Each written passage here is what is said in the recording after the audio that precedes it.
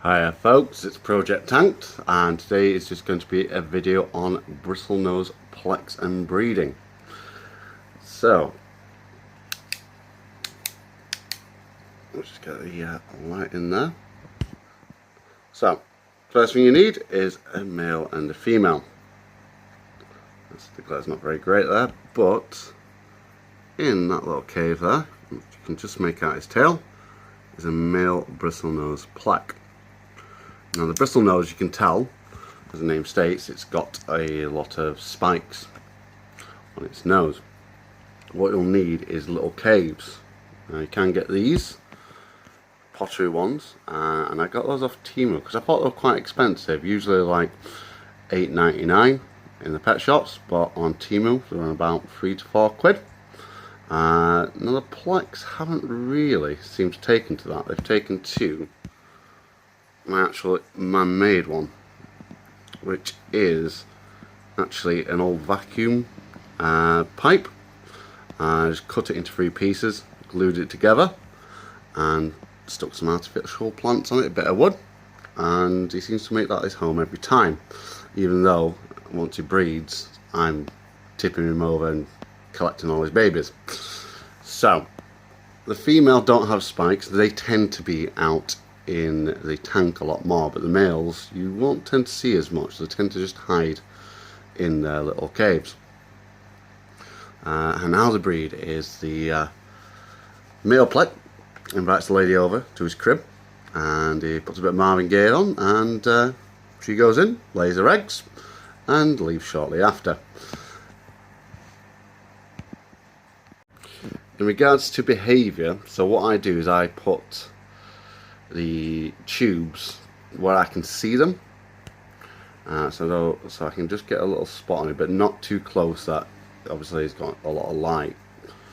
What you're looking for is when they've bred and he's got eggs, he will flap his fins quite rapidly, and that's generally how you can tell that they've got some eggs in there.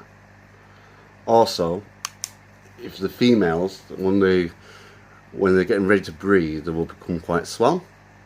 So if you ever see a female with like a concave belly and you know that they're eating, then it's a good chance that she's laid eggs. So this is my first batch.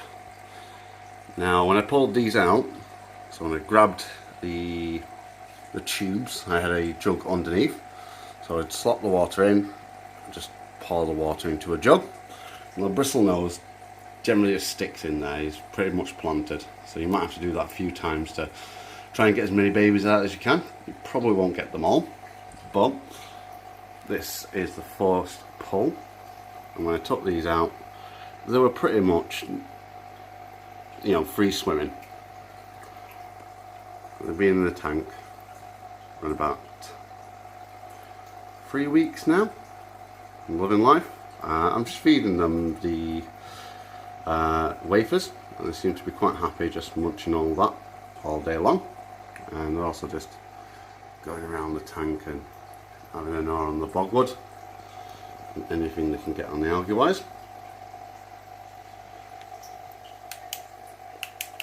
Pulled some out yesterday. These are a lot younger,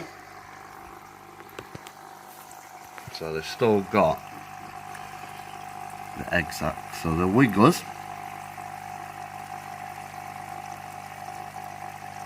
So I've just put them in here with a heater, with a bobbler, something to hide behind, but they really stick to the sides. Now I won't be feeding these until their egg sacs are completely gone, and once they're a little bit bigger they can join in the other tank as well.